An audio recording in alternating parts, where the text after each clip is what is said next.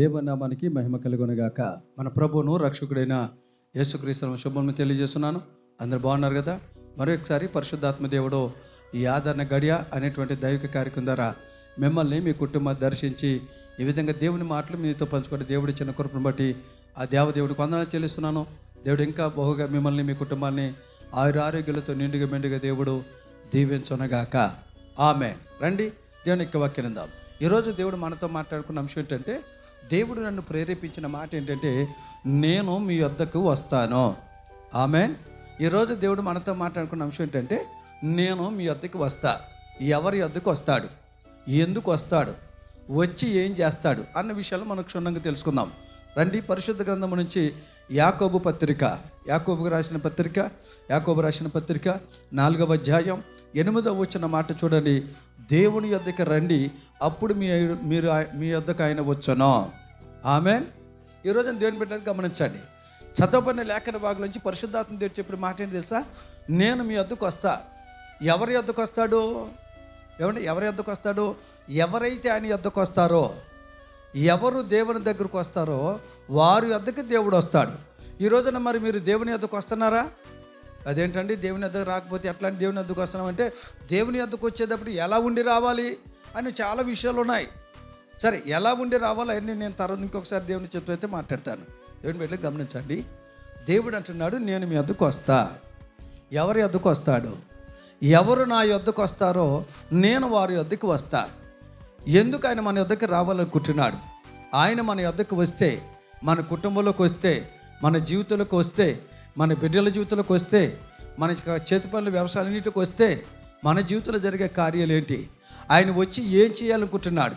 ఆయన వచ్చి ఎలాంటి కార్యాలు, ఆశ్చర్యమైన కార్యాలు మన జీవితంలో దేవుడు చేయాలనుకుంటున్నాడు? గమనించండి. ఈరోజు చాలామంది కోరుకునేది అదే కదండి. అయ్యా దేవుడు వస్తారండి, మాకు అంతకన్నా మంచి ఏముందండి, ఆయన రమ్మనండి అని అంటారు చాలామంది. అయితే రావాలంటే అసలు మనం ఎలా ఉండాలో నేను తర్వాత చెప్తే ఇంకొకసారి. కానీ ఈరోజు పరిశుద్ధాత్మ దేవుడు ప్రేరేపించిన మాట ఏంటంటే, ఆయన ఎందుకు మన యొద్దకు రాబోతున్నాడో ఒక 2-3 విషయాలు చెప్తాను. ఒకటి, ఆయన ఎందుకు మన యొద్దకు రాబోతున్నాడో తెలుసండి. కీర్తన గ్రంథం 5వ అధ్యాయం 11 వచ్చిన మాట ఏంటో తెలుసా? ఆయన ఎందుకు వస్తానంటే, నిత్యము ఆనంద ధ్వనితో నేను నింపటానికి ఆయన నీ యొద్దకు రాబోతున్నాడు. దేవునికి స్తోత్రం. ఎవరి దగ్గరికి అయితే ఆయన వస్తారో వారంటే నిత్యము ఆనంద ధ్వని చేస్తారో. ఆయన ఎవరి దగ్గరకు వస్తాడో వారు ఎప్పుడు నిత్యం ఆనందంగా ఉంటారు, ఎప్పుడు సంతోషంగా ఉంటారు. అందుకే నీ వద్దకు రావాలనుకున్నాడు, నీకు నిత్య సంతోషాన్ని ఇవ్వాలనుకుంటున్నాడు. సంతోషం కోసం రకరకాల ప్రయత్నాలు చేస్తున్నారు. ఈరోజు దేవుడు అంటున్నాడు, నేను వస్తా, మీరు సంతోషంగా ఉండబోతున్నారు. రెండవది, కీర్తన గ్రంథం 34వ అధ్యాయం 10వ వచన మాట ఏంటి తెలుసండి? ఆయన ఎవరి వద్దకు వస్తాడో, ఆయన ఎందుకు వస్తానంటున్నాడంటే, ఏ మేలు కొదువై ఉండదని చెప్తున్నాడు. ఆయన ఎవరి వద్దకు వస్తాడో వారికంటే ఏమీ కొదువై ఉండదు. ఏమీ కొదువు లేకుండా సమృద్ధితో నింపటాకే ఆయన నీ వద్దకు రాబోతున్నాడు. నీవు కోరుకుంటావు, వాళ్ళు రావాలి, వీళ్ళు రావాలి, వాళ్ళు వస్తే బాగుండి, వీళ్ళు వస్తే బాగుండి అని ఎదురు చూస్తున్నావు. ఎవరెవరో రావాలనుకుంటున్నావు. కానీ నువ్వు అడగకపోయినా దేవుడు చెప్తున్నాడు, నేను నీ వద్దకు వస్తా. ఎందుకో తెలుసా? ఎప్పుడు వస్తాడు తెలుసా?